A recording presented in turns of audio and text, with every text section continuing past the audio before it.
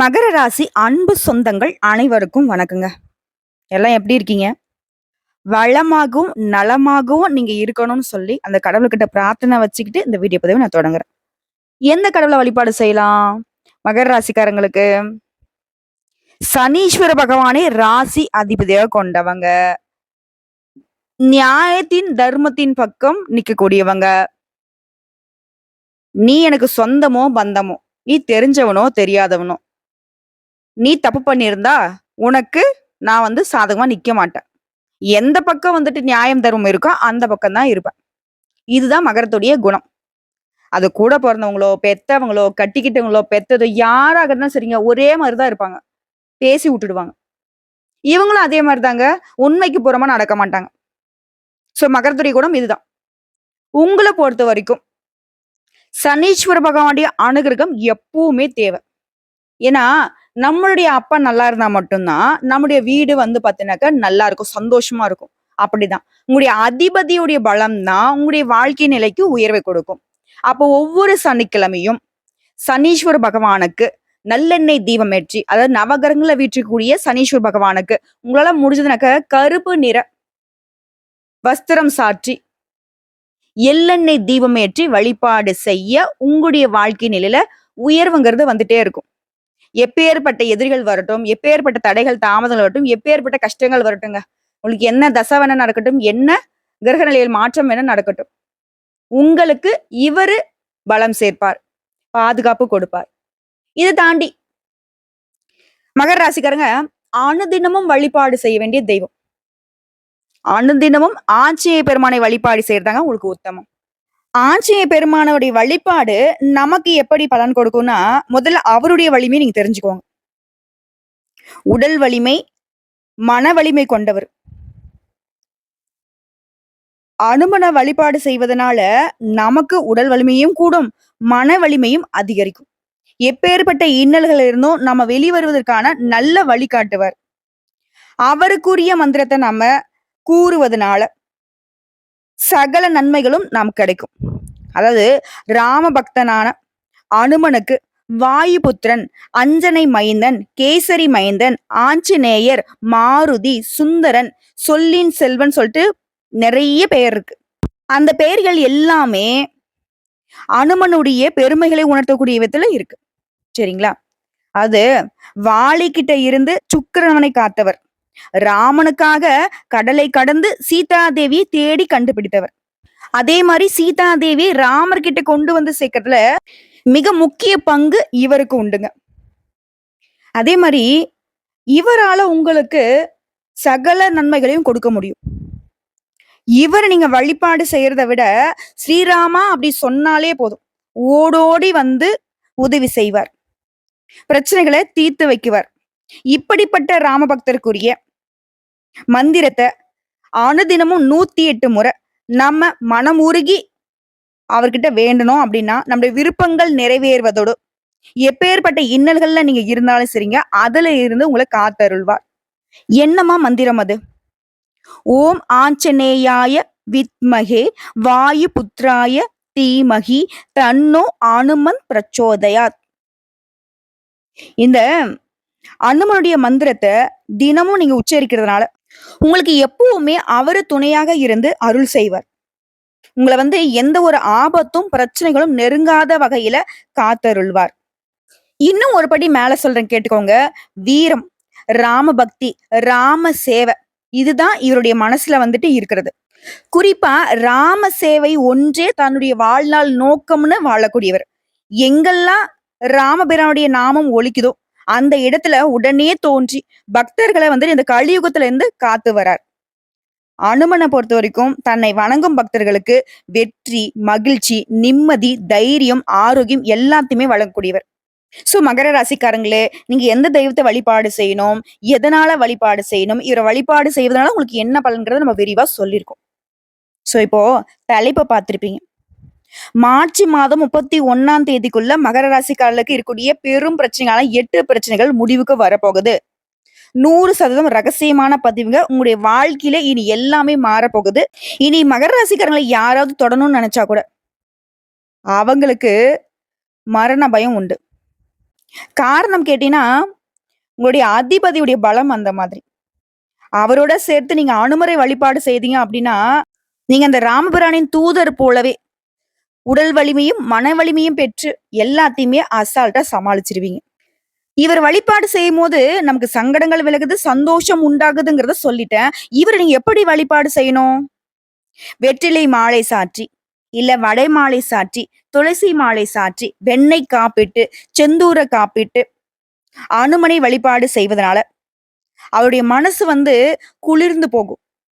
அவருக்கு சாத்திய வெண்ணெய் உருகுவதற்குள்ள, உங்களுடைய வாழ்க்கையில இருக்கக்கூடிய பிரச்சனைகள் அனைத்தையுமே நீக்கக்கூடியவர் இந்த அனுமன்.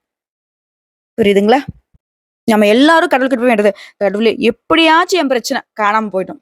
கடவுளே எப்படியாச்சும் என் பிரச்சனை சரியாகணும்." இதுதான் நம்ம வேண்டுறோம். அதற்கு உத்தரவாதம் தரக்கூடிய தெய்வம் நம்மளுடைய அனுமன். இதான் சொல்றேங்க இல்லையா? நீங்க அவருக்கு சாட்சி அந்த வெண்ணெய் உருகுவதற்குள்ளாக உங்களுடைய பிரச்சனைகள் மறைய ஆரம்பிக்கும்.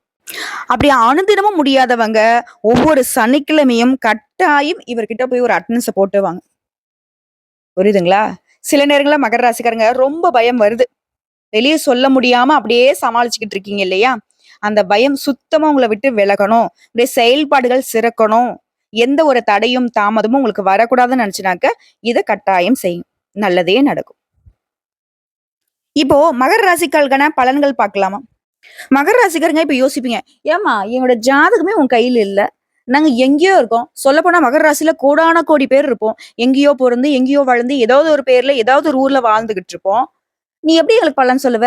சொல்லாங்க. பொது பலன்கள கணிச்சு சொல்ல முடியும். மகர ராசியில இருக்கக்கூடிய உத்திராடம் நட்சத்திரம் 2ஆம் பாதம், 3ஆம் பாதம், 4ஆம் பாதம், திருவோணம் நட்சத்திரம், அவிட்டம் நட்சத்திரம் 1ஆம் பாதம், 2ஆம் பாதம். உங்களுக்கு எல்லாருக்குமே இந்த பலன்கள் பொருத்தமாகும். குறிப்பா உங்களுக்கான பலன்கள் எப்படி கணிக்கப்படுதுன்னா, அதாவது நவகிரகங்களுடைய அமைப்பு, அவங்க உட்கார்ந்திருக்கக்கூடிய இடம், இதை பொறுத்து உங்களுக்கு பலன்கள் அமையும். அப்படி பார்க்கிறப்போ, தன, வாக்கு, குடும்பஸ்தானத்துல நவகிரகங்களுடைய முதல்வன் சூரிய பகவான், உங்களுடைய அதிபதி தொழில்காரகன்னு சொல்லக்கூடிய சனீஸ்வர பகவான். இவங்க 2 பேருடைய கூட்டணி. மகரத்திற்கு சாதகமா, பாதகமா? அடுத்து தைரிய வீரியஸ்தானத்தை பொறுத்தவரைக்கும் புத்திக்கு அதிபதி புதன் பகவான், உச்சபட்ச வாழ்க்கையை அருளக்கூடிய சுக்கிர பகவான், அவர் கூடவே கொஞ்சம் மோசமான ராகு பகவான். ஏன்னா இவர் பாம்பு கிரகம், நிழல் கிரகம், பின்னோக்கி நகரக்கூடியவர். சோ இவங்களால உங்களுக்கு சாதகமா, பாதகமா? அடுத்து பஞ்சமஸ்தானத்தை பொறுத்தவரைக்கும் முழு சுபகிரகம்னு சொல்லக்கூடிய எல்லாருக்கும் நல்லது மட்டுமே செய்யக்கூடிய குரு பகவான். அடுத்து ரண, ருண, ரோகஸ்தானத்தை பொறுத்த வரைக்கும் பூமிக்காரகன்னு சொல்லக்கூடிய செவ்வாய் பகவான் இருக்காரு. அதுவும் வக்ரகதியிலே இருக்காரு. அடுத்து பாகிஸ்தானத்தை பொறுத்த வரைக்கும் ராகுனுடைய தம்பின்னு சொல்லக்கூடிய அளவுக்கு பாம்பு கிரகமாக பின்னோக்கி நகரக்கூடிய கேது பகவான் உட்கார்ந்திருக்காரு. சோ இதனால உங்களுக்கு இருக்கக்கூடிய 8 பிரச்சனை, பிரச்சனை எவ்வளவு சம்பாதிச்சாலும் சரிம்மா, நானும் கடனை உடனெல்லாம் வாங்கி பாக்குறேன். செலவு மட்டும் கைய மீறி போய்க்கிட்டே இருக்கு. இதுதான் மகர ராசியுடைய பெரும் பிரச்சனை. பொருளாதார நெருக்கடியே இங்கதான் சந்திச்சிட்டு இருக்கீங்க. சோ அந்த வீண் செலவுகள் குறையுது. விஷயம் சாதகம். 2வது பிரச்சனை என்ன? நீங்க கடன் வாங்குறீங்க, செலவு அதிகமாகுது அப்படின்னா, பணவரத்து இல்லன்னு தானே அர்த்தம். சோ அந்த பணவரத்து அதிகமாகுது. 2வது சாதகம். அடுத்து 3வது, எத செஞ்சாலும் சரிம்மா, ஒண்ணுமே நடக்க மாட்டேங்குது. எல்லாம் கைக்கூடி வர மாரி இருக்கு. கடைசியில பார்த்தாக்க அங்க ஒண்ணுமே இல்ல. இவ்ளோ தூரம் நம்ம உழைச்ச உழைப்புலாம் எங்கடா போகுதுன்ற அளவுக்கு கஷ்டமா இருக்குமா?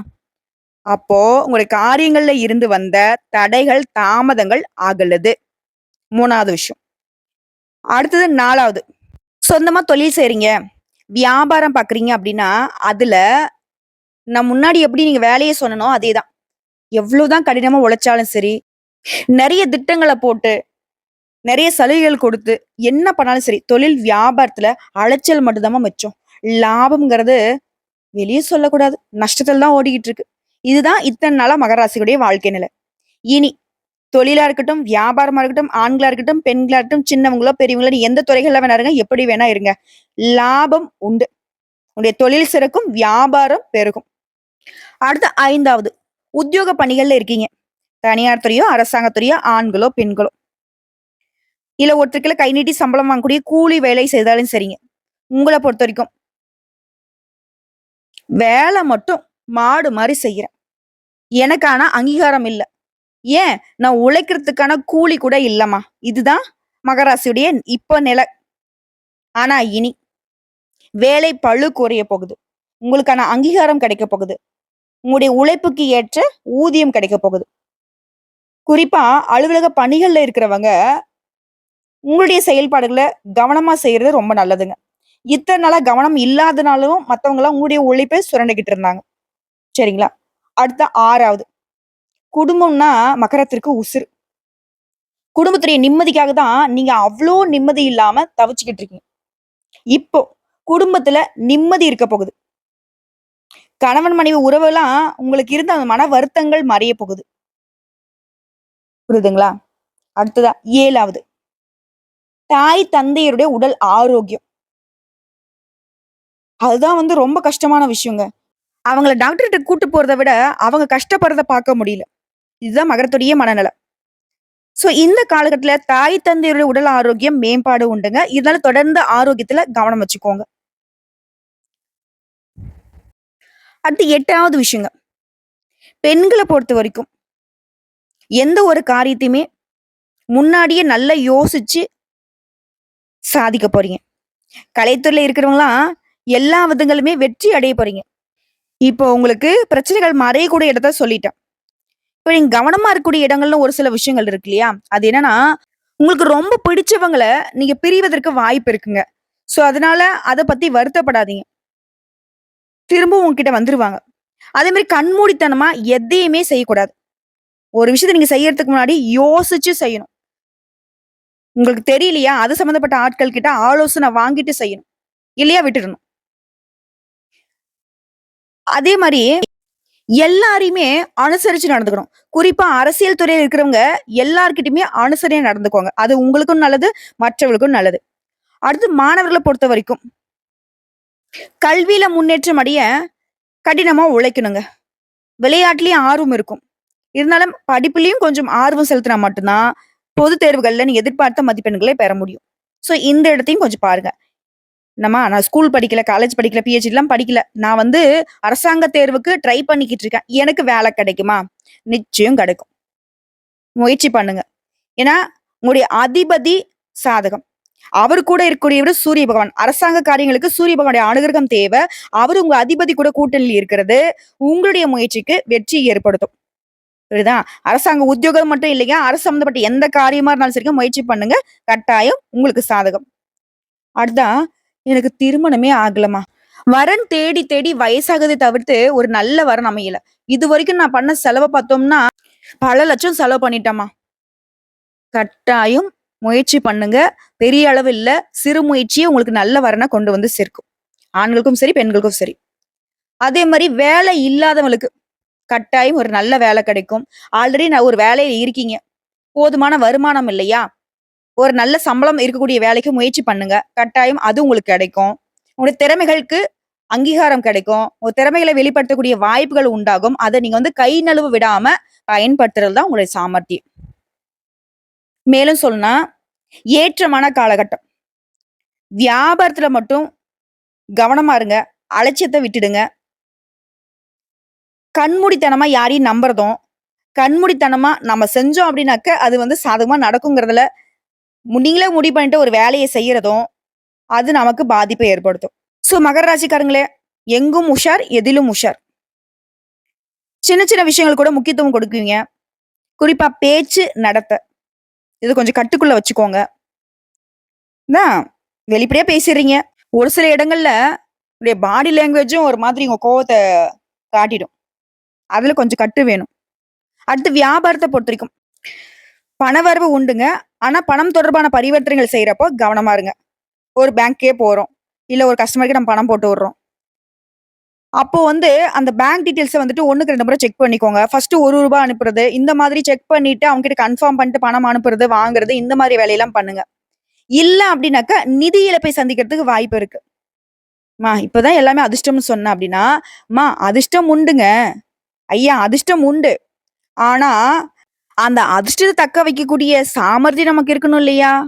அதிர்ஷ்டம் நம்ம கைக்கு கிடைக்கிறப்போ அத கெட்டியா புடிச்சு வச்சுக்கக்கூடிய கவனம் நம்மகிட்ட இருக்கணும் இல்லையா? இதுதான் மகரத்துக்கு இப்போ தேவைப்படக்கூடிய ஒரு ட்ரம்ப் கார்டுன்னு வச்சுக்கோங்களேன். இன்னும் கொஞ்சம் விரிவா பார்க்கலாமா? வியூகங்கள் மூலம் வெற்றிகளை காணக்கூடிய மந்தனின் ஆதிக்கம் கொண்ட மகர ராசி அன்பர்களே. உங்களுடைய ராசியில சூரிய பகவான் 2ஆம் வீடு. உடன்பிறப்புகள் வழியில கொஞ்சம் பணம் விரயமாகறதுக்கு வாய்ப்பு இருக்கு. உங்களுடைய வார்த்தைகள குடும்பத்துல இருக்கிறவங்க புரிஞ்சுக்க மாட்டாங்க. வீண் வம்பு ஏற்படுறதுக்கும் வாய்ப்பு இருக்கு. ஸோ எல்லா செயல்பாடுகளையும் எச்சரிக்கை அவசியம். முன்னதான் சூரிய பகவான் சாதகம்னு சொன்னேன். அது தொழில் ரீதியாங்க. குடும்பம் சம்மந்தப்பட்ட விஷயத்துல கொஞ்சம் உஷாரா தான் இருக்கணும். அடுத்து செவ்வாய் பகவான் 6ஆம் இடம். இவர பொறுத்தவரைக்கும் வேலை இடத்துல உற்சாகத்த கொடுக்கிறாரு. உங்களுக்கு எதிராக செயல்பட்ட விரோதிகள வலுவிழக்க செய்றாரு. அடுத்து குரு பகவான் 5ஆம் வீட்ல இருக்காரு. வியாபாரம் சிறப்பா நடக்கும். பணத்தட்டுப்பாடு இருக்காது. வார்த்தைகள மட்டும் கொஞ்சம் பார்த்து பயன்படுத்துங்க. ஏன்னா கெட்ட பெயர் வரதுக்கு வாய்ப்பு இருக்கு. அடுத்து சுக்கிர பகவான் 3ஆம் இடத்துல இருக்காரு. எதிர்பாராத வகையில நண்பர்கள் கிட்ட உதவி கிடைக்கும். மனக்கவலை நீங்கும். உடல் சோர்வு நீங்கும். ஆனா ஒரு விஷயத்த மகரம் செய்யக்கூடாது. அவசரப்பட்டு எந்த ஒரு காரியத்திலும் இறங்கக்கூடாது. அடுத்து உங்களுடைய அதிபதி சனி பகவான் 2ஆம் வீட்டுல நிக்கிறார். பொருள் வரவு உண்டு. பண வரவு உண்டு. அடுத்து ராகபவனை பொறுத்தவரைக்கும் 3ஆம் இடம். இவரு கொஞ்சம் பணத்த கையில் தங்காம பண்றாரு. புதிய மனிதர்களுடைய சந்திப்பு கிடைக்கும். இவரை அடுத்து கேது பகவான் 9ஆம் வீட்டுல நிக்கிறாரு. குடும்பத்தோட ஆலய தரிசனம் செஞ்சுட்டு வருவீங்க. எதிர்காலத்திற்காக பணத்தை சேமிப்பீங்க. உறவுக்காரங்க, நண்பர்கள், பிள்ளைகள் இவங்கெல்லாம் உங்களுக்கு உதவிகரமா இருப்பாங்க. இப்போ இந்த கேது பகவானுடைய அமைப்பு எல்லாத்தையுமே சரி செஞ்சிருச்சு. முன்னாடி நான் சொன்ன அந்த எச்சரிக்கை உணர்வு எல்லாத்தையுமே இவர் ஒத்த ஆளா நின்னு பாதுகாத்து நிக்கிறாரு. பணத்தை கொடுக்கிறாரு. குடும்பத்தோட கோயிலுக்கு போயிட்டு வர வைக்கிறாரு. உறவுகள் உங்களுக்கு சாதகமா இருக்கு. நண்பர்கள் சாதகமா இருக்கு. பிள்ளைகள் உங்களுக்கு சாதகமா இருக்கு. நீங்க கேட்ட உதவிகள் கேட்ட இடத்துல கிடைக்கும். நீங்க கேட்காத உதவிகளுமே உங்களை தேடி வரும். சோ இப்ப வரைக்கும் பார்த்தது பொது பலன்கள். மகர ராசிகளுக்கு நிச்சயமா உங்களுடைய வாழ்க்கை நிலையில மாற்றம் வந்திருக்குங்கிறத உணர்ந்திருப்பீங்க. இப்ப நட்சத்திர பலன்களை பொறுத்த வரைக்கும் மகர ராசி உத்திராடம் நட்சத்திரம் 2ஆம் பாதம், 3ஆம் பாதம், 4ஆம் பாதம். சூரிய பகவானால குடும்பத்திலயும் சரி, வருமானத்திலயும் சரி நெருக்கடிகள் மறையுது. குருவினுடைய பார்வையினால செல்வாக்கு திரும்பவும் கிடைக்கும். திருமண வயதுல இருக்கிறவங்களுக்கு வரன் அமையும். தந்தை வழி உறவுகள் கிட்ட ஆதரவு கூடும். இருந்தாலும் எல்லா விதமான செயல்பாடுகளையும் கொஞ்சம் கவனம் தேவை. அடுத்து திருவோணம் நட்சத்திரம். ராகு, குரு, செவ்வாயுடைய பார்வைங்கிறது நீ எடுக்கக்கூடிய அனைத்து முயற்சிகளுமே வெற்றியை கொடுக்குறாங்க.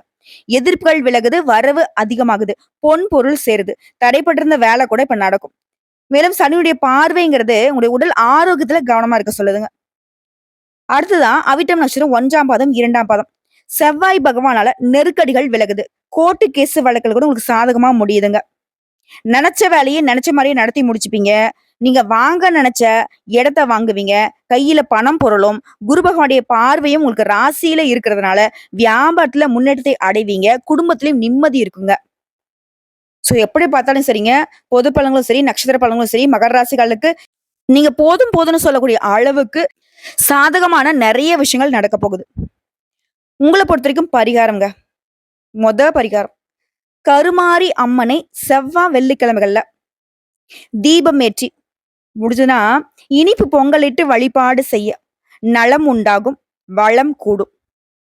2வது பரிகாரங்க, ஒவ்வொரு சனிக்கிழமையும் ஆஞ்சநேய பெருமானுக்கு வெண்ணெய் சாற்றி வழிபாடு செய்ய நன்மைகள் சேரும். அதே மாதிரி ஒவ்வொரு வியாழக்கிழமையும் குரு பகவானுக்கு மஞ்சள் வஸ்திரம் சாற்றி மஞ்சள் மலர்களால அலங்கரித்து மஞ்சள் கொண்டக்கடலையா முடிஞ்சதுன்னா நெய்வேத்தியமாக படைத்து வரக்கூடிய பக்தர்களுக்கு கொடுக்க சகல விதங்களையும் சௌபாகியம் கிடைக்கும். வாக்குவாதங்கள் நீங்கும். குடும்ப ஒற்றுமை மேம்படுங்க. 3வது பரிகாரங்க, அனுதினமும் சூரிய பகவானை நமஸ்காரம் செய்வதனால உங்க வாழ்க்கையில வெளிச்சம் உண்டு. அதே மாதிரி அனுதினமும் பெருமாள் படத்திற்கு துளசி மாலை சாற்றி மாலை நேரத்துல வீட்டுல தீபம் ஏற்றுவதனால பொருளாதார நிலையில நல்ல உயர்வை பார்ப்பீங்க. கடன் தொல்லைகள் அகலும். திருமண தடைகள் அகலும். வரவுகள் கூடும். செலவுகள் கட்டுக்குள்ள வரும். ஆரோக்கியம் மேம்படும். சோ எல்லா விதங்கள்லயுமே உங்களுக்கு அனுகூலமான பலன் உண்டு. இதை தாண்டி லிஸ்ட் போட்ட மாதிரி உங்களுக்கு சாதகம் என்ன, நீங்க கவனமா இருக்கக்கூடிய இடம் என்ன அப்படிங்கறத பாத்துடலாமா? அதிகமா உணர்ச்சி வசப்படாம பொறுமையோட இருந்தீங்க அப்படின்னா பல மேன்மையான பலன்களை அடைய முடியும். அதே மாதிரி குருவுடைய பார்வையும், ராகுவினுடைய பார்வையும் உங்களுக்கு சாதகமா இருக்கிறதுனால, அதிக யோகமான பலன்கள் உங்கள வந்து சேரும். 7 சனியுடைய பாதிப்பு குறையும். நிதி நிலைமை அப்படிங்கிறது நல்லா இருக்க போகுதுங்க. குறிப்பா உச்சபட்ச வாழ்க்கை சுக்கிர பகவான் கொடுக்கிறாரு. பரிவர்த்தனைகள்ல யோகத்தையும், மகிழ்ச்சியான சூழ்நிலையும் கொடுக்கிறாரு. அலுவலகத்திலாம் மேல் அதிகாரிங்க உங்களுக்கு கீழ் பணிந்து போவாங்க. எல்லா விதங்களிலுமே எல்லார்கிட்டயுமே ஒத்துழைப்பு இருக்கும். சுமூகமான வாழ்க்கை நிலை உங்களுக்கு உண்டு. அதே மாதிரி பொது வாழ்க்கையில கௌரவம் அதிகரிக்குங்க. இதெல்லாம் சாதகங்க. இது கவனமா இருக்கக்கூடிய இடம்னு பார்த்தோம்னாக்க, யார்கிட்டயும் வாய் கொடுத்து மாட்டிக்காதீங்க. அதே மாதிரி தந்தை கிட்ட கருத்து வேறுபாடு வரதுக்கு வாய்ப்பு இருக்கிறதுனால, அப்பா கிட்ட பேசுறப்போ கொஞ்சம் பார்த்து சூதானமா இருங்க. எல்லா விதங்களுமே கவனம் தேவை. அதே மாதிரி பூர்வீக சொத்து சம்பந்தப்பட்ட பிரச்சனைகள்ல யாருடைய உதவியும் நாட வேண்டாம். அத அப்படியே விடுங்க. சரியாயிடும். உங்களுடைய முயற்சி, உங்களுடைய புத்தி இது 2 மட்டுமே பயன்படுத்துங்க. அந்த சொத்து பிரச்சனையும் உங்களுக்கு சாதகமா முடிஞ்சு வந்துரும். சோ இப்போ வரைக்கும் பார்த்தா பொது பலன்களும் சரி, நட்சத்திர பலன்களும் சரி, பரிகாரமும் சரி, மகர ராசிக்காலுக்கு அடுத்தடுத்து வரக்கூடிய நாட்கள்ல மாற்றமும், முன்னேற்றமும், வெற்றியும் தொடரப் போகுது. வாழ்த்துக்கள்.